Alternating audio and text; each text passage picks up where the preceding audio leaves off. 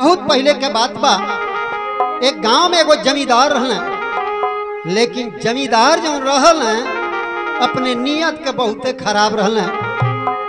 मजदूरन से सारा दिन काम करावे, लेकिन यादो मजदूरी नहीं दे। हमेशा जनता के परेशान कैले के चक्कर में रहे। लेकिन कहल जौने काठ के बोखला रही वही काठ में सटी। जे जहलायक रहा वैसना संहरिया खो जाला। वही गंगा में एगो साहूकार रहल, यानी बनिया दुकान धरे वाला।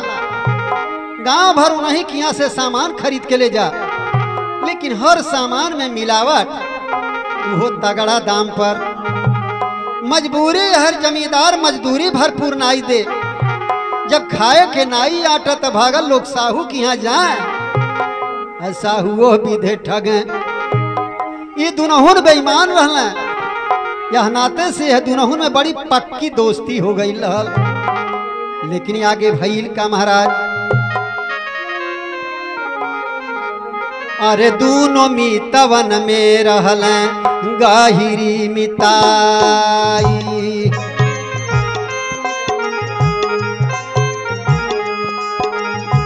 गाहिरी मिताई हो गाहिरी मिताई, दूनो मितवन में रहल गाहिरी मिताई।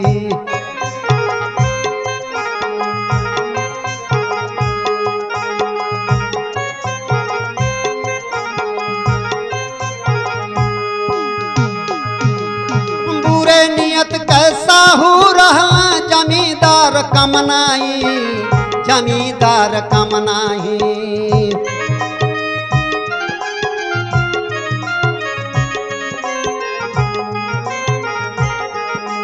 और जनता के वो दोनों सतावे।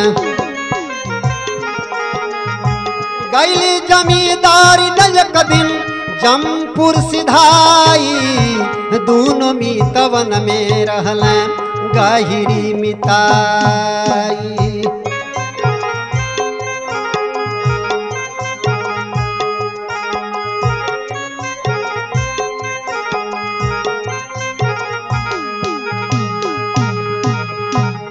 हर जमींदार वो हर साहूकार, ये दोनों वज्र बेईमान रहल। धीरे धीरे समय बीतता। एक दिन जमींदारिन का देहांत हो गई। धीरे धीरे समय बीते लागल। हमेशा जमींदार जी चिंता में पड़ल हैं। साहू कहले ये मिते, अरे जाए वाला चल गई, वही के भरोसे बैठ के जिंदगी खराब कइल। ये कोनो बढ़िया बात नहीं बा। हमार विचार करला, अब अहीं तोहार इतना लंबा उम्र बा, बहुत अब 40 साल के उम्र बीतल बा। हमारे ससुरारी एगो जमींदार बाटे, आ उनके एगो बेटी बा, उनसे बियाह कर लेता तो बड़ा बढ़िया रहल। जमींदार कहले भाई बियाह शादी करे के तो मन नहीं करता, लेकिन वह साहूकार के बहुत जबरदस्ती कैले पर जमींदार महाराज राजी हो गई ने। साहूकार अपने ससुरारी गईल बाटे, और वहां जाए के वहां के जो जमींदार रहले उनका बिटिया सियान भइल बियाह करे लायक, वो बियाहे करतीन परेशान रहले। यार साहूकार जो रहले, जब जमींदार से भेंट भइल बा, कहले अरे महाराज आपका लड़की 18 साल के, हमारे गांव के जो जमींदार बाटे उनकर उम्र अभी 20 साल के बा। पूजा पाठ में इतना ध्यान लगावे न, बड़े सच्चे दिल के इंसान बाटे। प्रजा का देखभाल बड़े ढंग से करेले। रौरे के बिटिया लायक तो वह बड़ बढ़िया बाने। साठ गांठ बैठा दहले। हर आई के अपने गांव के जमींदार से अपने मीते से कहना, ये मीते देखा जिंदगी भर जनता के भले हमने परेशान करत हैं, लेकिन थोड़ा दिन के लिए तुहके बढ़िया पुजारी बन जाए बा, बढ़िया धर्मात्मा बन जाए के बा। दरवाजे पर भिखारिन के दान करे के शुरू कर दे, पूजा पाठ शुरू कर दे। जमींदार कहना धन्य बाड़ा देखत हवा, पूजा पाठ में कबो हमार मने नहीं लगाला, कबो केहू के भरपूर मजदूरी नहीं देहल चाहिला, तू फ्री में लुटावे के कहतड़ा। साहूकार कहना ये मीते कोनो ढेर दिन के बात नहीं बा, एक महीना के अंदर तो आपका ब्याह हो जाई। कहना जौन हमार घाटा हो जाई खैरात में लुटौले में वो कहाँ से आई। कहना हमारे ससुररिया के जौन जमींदार बाटे तो देवे करिए बिटिया के से बतियाई के झोल झाल में अब कैसे दोनों ओर से बियाह फिट करा देना तब भाई का महाराज। अरे सदिया करौले हो साहू, अरे अपने ससुरारिया हो,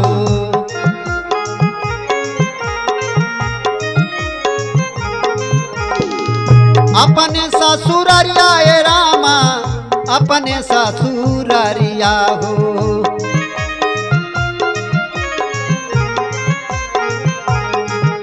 किया हो रामा रामा हो, अरे रामा दुल्हन गईली घरवा में आई ये राम।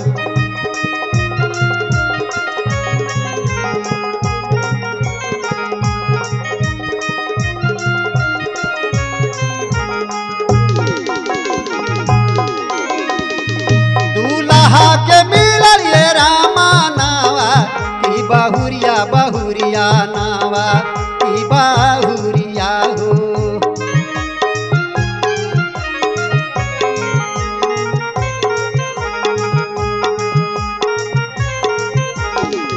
दूल्हा के मिलल ये रामा नावा की बहुरिया बहुरिया नावा की बहुरिया हो।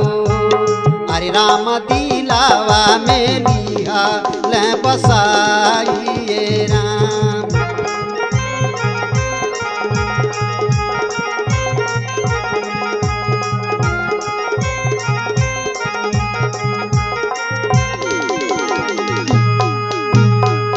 क्या हो गई, दुल्हन घर में आ गई।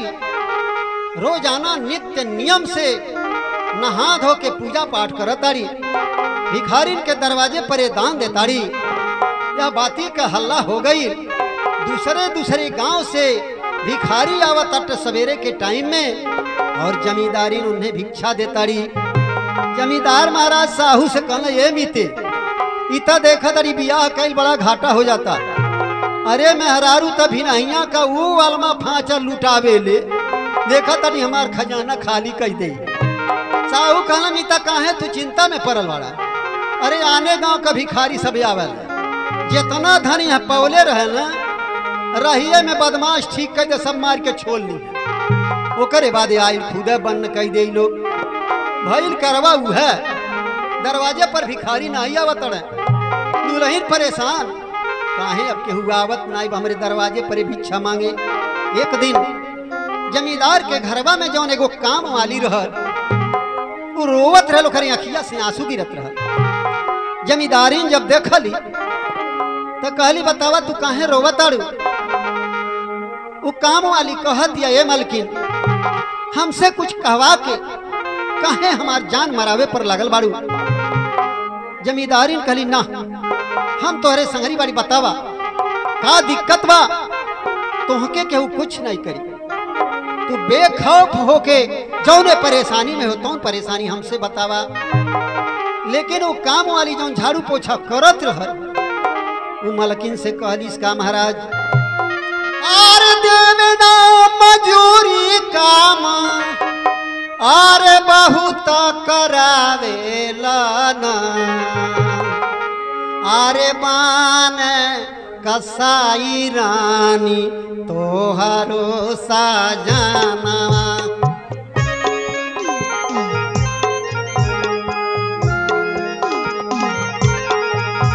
अरे बान कसाई रानी तोहरो साजनवा।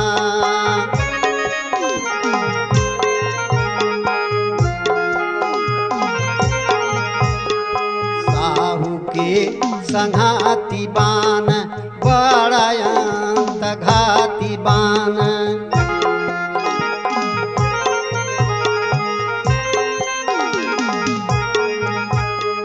साहू के संघाती बान बड़ायंत घाती बान देल भी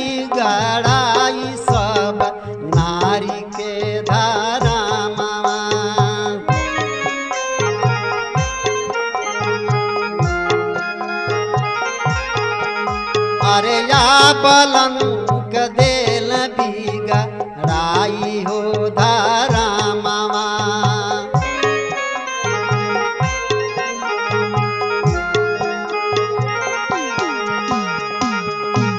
काम वाली रो रो मलकिन से बतावतिया, हे मलकिन रौरे सैया जौन बाणे वो दिन भर काम कर रही हैं खूब सीना पर चढ़ के, लेकिन मजदूरन के आधा मजदूरी नहीं देल। मजबूर होके लोग भागल साहू के यहाँ जाला। साहू खाए वाले सामान में कंकड़ पाथर मिला के बेचाला।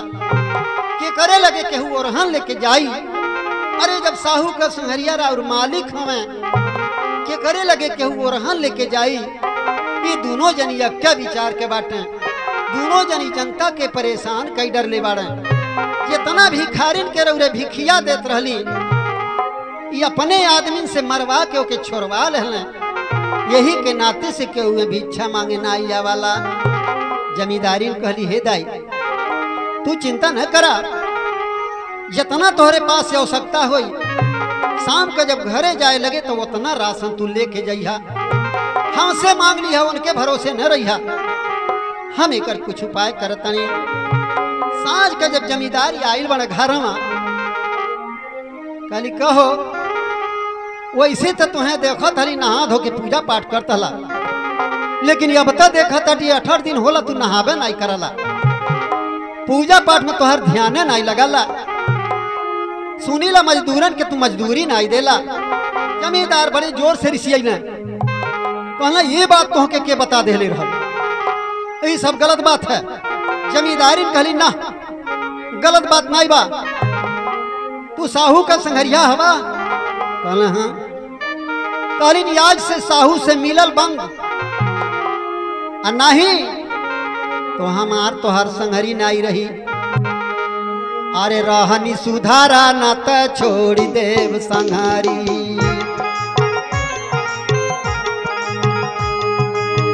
रहनी सुधारा न त छोड़ी देव संघरी। छोड़ी देव संघरी, ओ छोड़ी देव संघरी, रहनी सुधारा न त छोड़ी देव संघरी।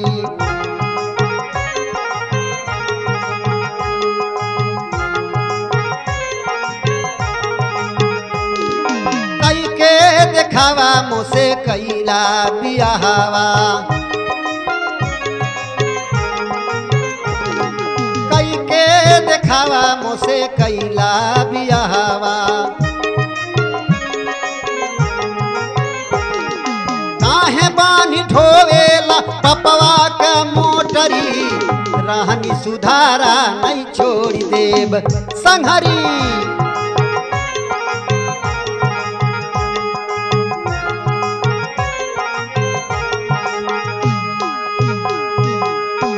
दुल्हनिया जमींदार से कहतिया, जब बियाह करे के रहल तो देखले में मालूम होत रहल तोहरे ऐसा धर्मात्मा केहू बाय नहीं, तोहरे ऐसा पुजारी केहू बाय नहीं। बियाह हो गई, धीरे धीरे पूजा पाठ खत्म और धीरे धीरे दान पुण्य खत्म। ये पाप का मोटरी लेके कहाँ जइबा, या नाते से सुधारा नहीं तो हमार तोहार संघरी आज से खत्म हो जाई। जमींदार का करें, दुल्हन बड़ी सुंदर रहल, दिल में बसा ले रहल। कहला, एक ठौर तो मर गई, आ दूसर की हमारे बूढ़े पर कैसो आऊ गई लिया। अगर तनिको गलती भई तो संघरी छोड़ दे, फिर के जान मेहरारू मिली कि नहीं मिली। दुल्हनिया से कहले, अगर हमार रहन ठीक नहीं बा तो तू जैसा जैसा चाहा वैसा वैसा चलावा, हम वैसा चले के तैयार बानी। लेकिन भाई संघरी न छोड़ा। सबसे पहले दुल्हनिया मिन्हा कैलिस कि साहू का संघरी छोड़ दे, काहे से कि वो गलत इंसान बारे। अब वो दुल्हन जितना मजदूरन के मजदूरी होता भरपूर कुछ बेसिया जान के देतिया, केहू जनता के खैले के सांसद नहीं बा, साहू के दुकानी पर केहू जाता नहीं बा। साहू राजा भइल रहला वही जनता के खरीदारी से। साहू के पास थोड़े काम अड़बड़ाए लगल।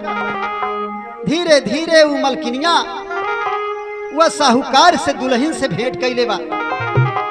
कहली से दीदी हमारे नैहरे का तू हऊ हमहू वहीं कहीं, हमसे तू कुछ जेठ बाड़ू, पद में हमार दीदी भैलू, अगर चाहत अपने दुल्हा के तू संभाल सकेलू, ये बेईमानी कैले से ये पाप बिटोरले से कौन फायदा होई। वहू के समझ में आई गई, अपने दुल्हा के जब टाइट कैले बा, साहूकार महाराज कहाँ जाए भाग के मेहरारू के फंदा से। आखिरकार उन्हों के राजी होए के परल कि भाई सत्य के रास्ता हमें अपनाई। ये दोनों मीता अब सत्य का रास्ता अपना ले बाड़े और फिर दोनों मीता से दोस्ती हो गई। बड़े प्रेम से अपन करे खाए लागल बड़े, लेकिन झंझटी भाई अक्को जनी के को बाल बच्चे नहीं रहे। वही समय में पता लागल कि जंगल में एगो साधु बाबा बाटे, जी उनके पास जाला अपन दुख सुनावाला और उनके इच्छा से उनकी शक्ति से उनकर सब मनोकामना पूरा हो जाला। सहुआइन और जमींदारिन दोनों एक मती होके साधु बाबा लगे गईल बाड़ी। तो भइल का महाराज, आरे दोनों नारी गईली रामा, आरे बाबा के सरानिया,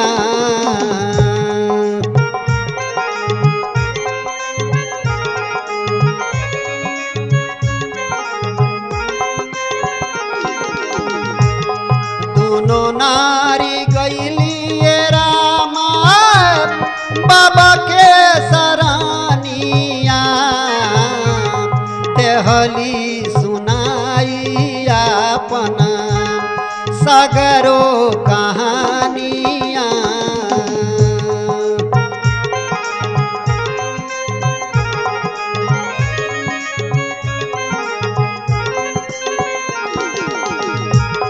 तेहली सुनाई अपन सगरो कहानिया, देहल भभूति हो बाबा बोलल बचानिया।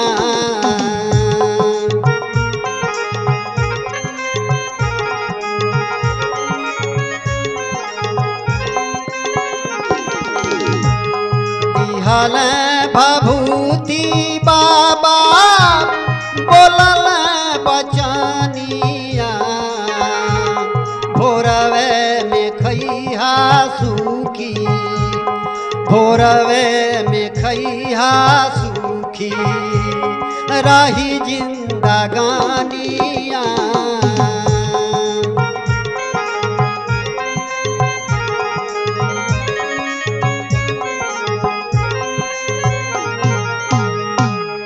दोनों सहेली बाबा के आश्रम पर पहुंचल बाड़ी। दंडवत प्रणाम कैले के बाद अपन सारी दुख भरी कहानी बता देले बाड़ी। हे बाबा इतना समय हो गई हमन के को बाल बच्चे नहीं बने।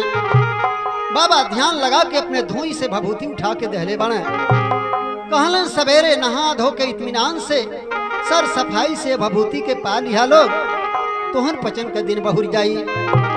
बाबा के बतौले के हिसाब से वो दोनों सहेली काम कैली। आखिरकार 9 महीना बीतत बीतत दोनों जनी के एक एक बालक पैदा हो गई। जमींदारिन के पहले बालक पैदा भइल, सहुआइन के 2 दिन के बाद में बालक पैदा भइल। ये दोनों नारी अपन सारा कहानी जानताड़ी, एक संगरी उठत बैठत बोलत बतियावत ताड़ी और धीरे धीरे वो दोनों लड़कन में आपस में दोस्ती हो गई। साथ में खेलना खाना उठना बैठना धीरे धीरे लड़के 20 साल के उम्र में भइल। जमींदारिन का जो लड़का रहा वो रात में बार बार सपना देखा था।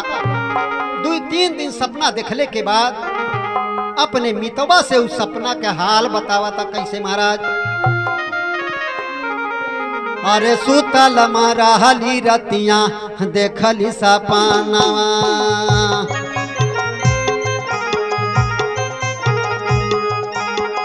देखली सपनावा मितवा देखली सपनावा, सुतल मरहली रतिया देखली सपनावा।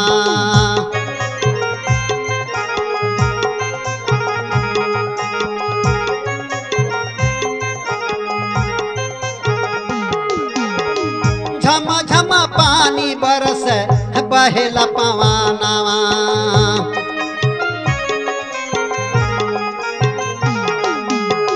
पीपर के पेड़वा तरवा राही बिचबानवा। सुतल मरहली रतिया देखली सपनवा।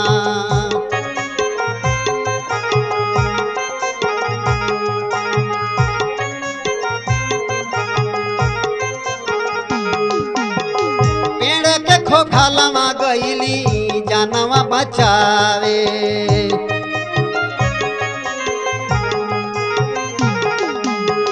पेड़ के दो दाड़वा गईली जानवा बचावे।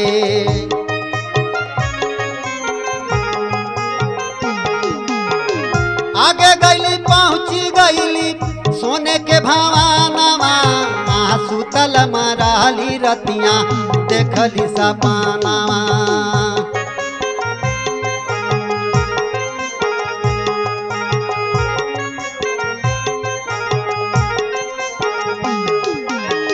सोना सिंहासन पर राजकुमारी देखली।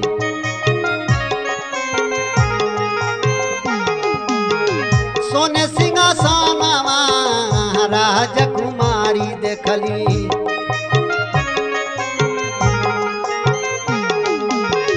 इतने में खुली गईल हमारो नयनवा। सुतल मरहली रतिया देखली सपनवा।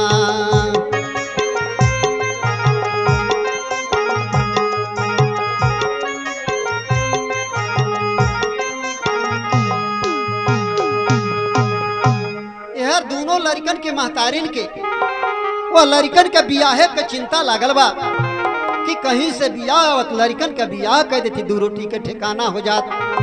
लेकिन यही बीचे जमींदारिन के जौन बेटवा रहल कई दिन जब सपना देख लेबा, जौन साहूकार के बेटवा रहल उसे अपन सारा कहानी बतावता। कहना जा भला भाई सपना तो सपना है, सपना पर ख्याल नहीं करे के चाहिए। कहना भाई का करी, रोज आना वह सपना आवाला। एक जंगल में हम बाटी, वहां जंगल में एक बहुत बड़ा पीपर का पेड़ बा। पानी बड़े जोर से बरसता, चारों तरफ से चौआई मारता। अपन जान बचावे खरतीन वो पीपरे के दोदड़े में जब जाता नहीं, जाय के गो सोने के महल में पहुंच जाता नहीं। वहां का राजकुमारी सोने के सिंहासन पर बैठलिया। लेकिन ये तने देखते भर में हमारा खिए खुल जात बा। ए मीते, चाहे तू हमार साथ देबा चाहे नहीं देबा, लेकिन हम वह जंगल में जाब, जौने जगह ही पीपर का पेड़ बा वह जगह ही जाब, देखब कि वास्तव में इस सपना है कि हकीकत है। मजबूर होके मितवा उनके संहरी गईल बा। दोनों भाई वह जंगल में जाता न, जंगल में खोजत खोजत वह पीपरे का पेड़ मिलल जौन सपना में देखात रहल। दिक्कत ही बा, पेड़वा तरे पहुंचते भर में पानी बरसे लागल, चौआई बहे लागल। अपन जान बचावे खातिर चारों ओर लुका ताने, लेकिन वो पीपर का दोदड़ दिखाई देत बा। कहना यही दोदड़वा में हल के अपन जान बचा ले जा। लेकिन जब दोदड़वा में हलत आने, हलते भर में एक सोने के महल में जाके पहुंच गई न। सोने के महल में पहुंचते भर में दूगो नारी पुलिस के रूप में रहली और दोनों जनी के हथकड़ी लगा के ले जाए के राजकुमारी के सामने पेश कैली। राजकुमारी कहत या तू लोगन के मालूम नहीं रहा कि त्रिया राज में जे पहुंच जाला घूम के वापस नहीं जाए पावाला, या लोगन के ले जाए के कारागार में डाल दे। सवेरे या लोगन का फांसी दियाई, लेकिन फांसी के पहले इनका अंतिम इच्छा पूछ जाई, ओकरे बाद मनपसंद भोजन करा जाई, एकरे बाद इनर पचन के 100 कोड़ा मारल जाई, एकरे बाद गदहा पर बैठाई के और मुँह में करिखा पोताई के नगर में घुमावल जाई, फिर ओकरे बाद फांसी देहल जाई। ये इतना बतिया दुर्जन जब सुनल खपड़ोया चटक गई, कारागार में बंद बना आ वही दोनों जनी रोवत आने कैसे महाराज तिरिया राज में बनैल जाके दूनो मितवा।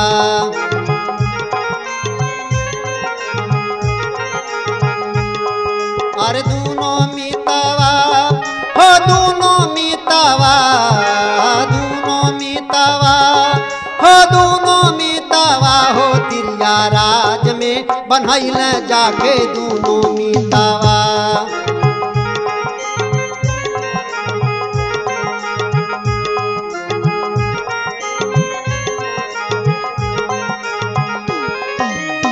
सोची सोची करनी आवे लगल रोवैया।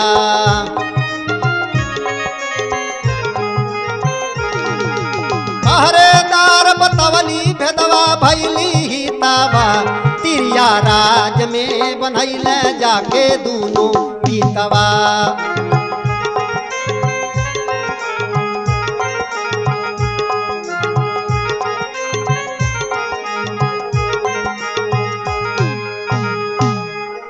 के अंदर दोनों जनी रात का रोत हन, लेकिन वहां पहरा में जौन लागल रहल एगो लड़की पुलिस के भेष में, वो बतावतिया बड़ा चालाक बनला, बड़ा हल्ला कैला, तू लोगन का फांसी हो जाई नहीं, अगर बुद्धि से काम लहला तब तो हो सकाला बच जाबा।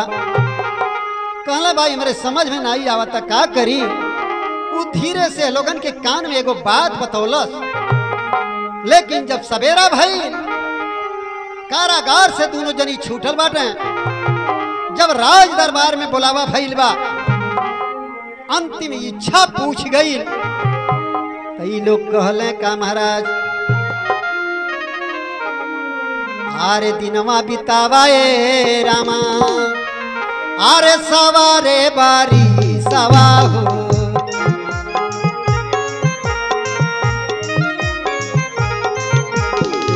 सवारे बारी साये रामा, सवारे बारी सवाहू।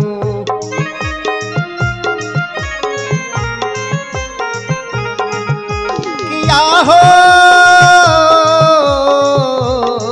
रामा रामा हो, अरे रामा हमारे संगवा कोई के बियाहन मेरा।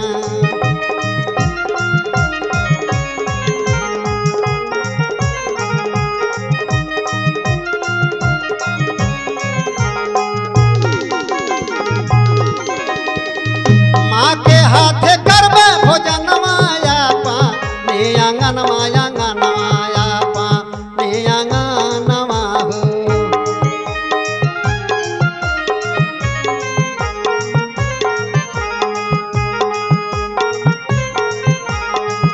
माँ के हाथे करबे भोजन माया पा ने आंगन हो या पा ने आंगन हो। अरे रामायत ने बाण माना माँ में जान ये राम।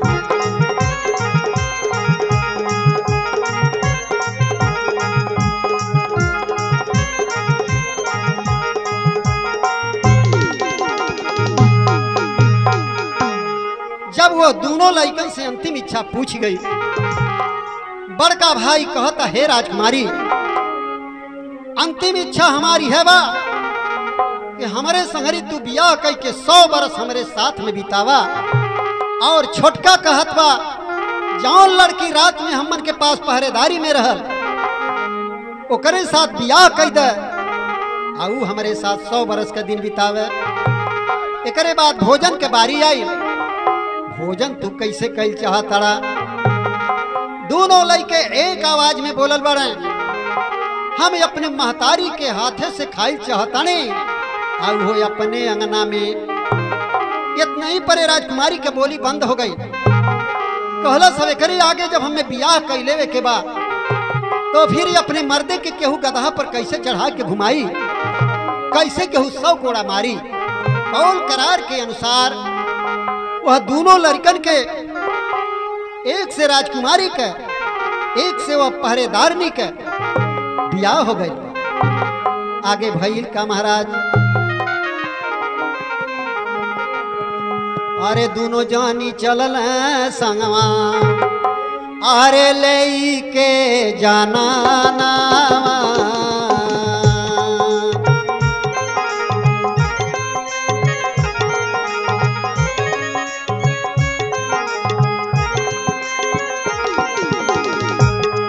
दोनों जानी चलल संगमा ले के जाना नावा जाई के पहुँची गईल अपने भवनावा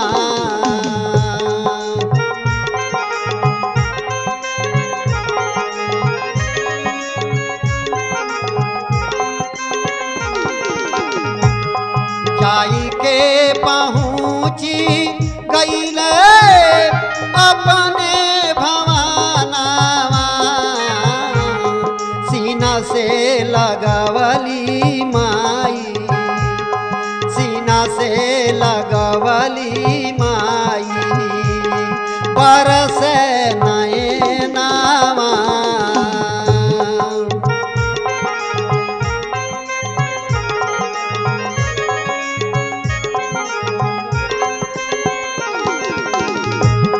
सीना से लगवली माई बरस नयनावा भइल बियाहवा दुआरे बाजेला बजाना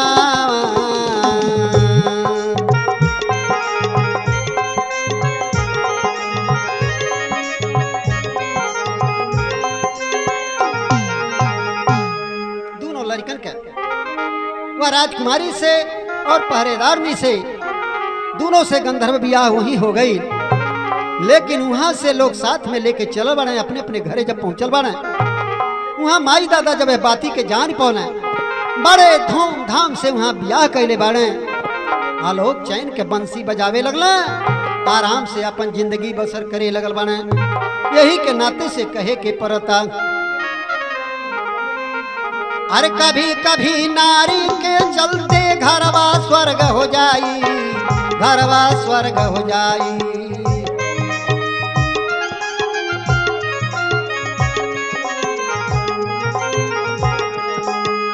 शिव बनदास नारी लक्ष्मी है कारबा निरादर केहू ना होई है सहाई। दोनों मितवन में रहल गाहिरी मिताई।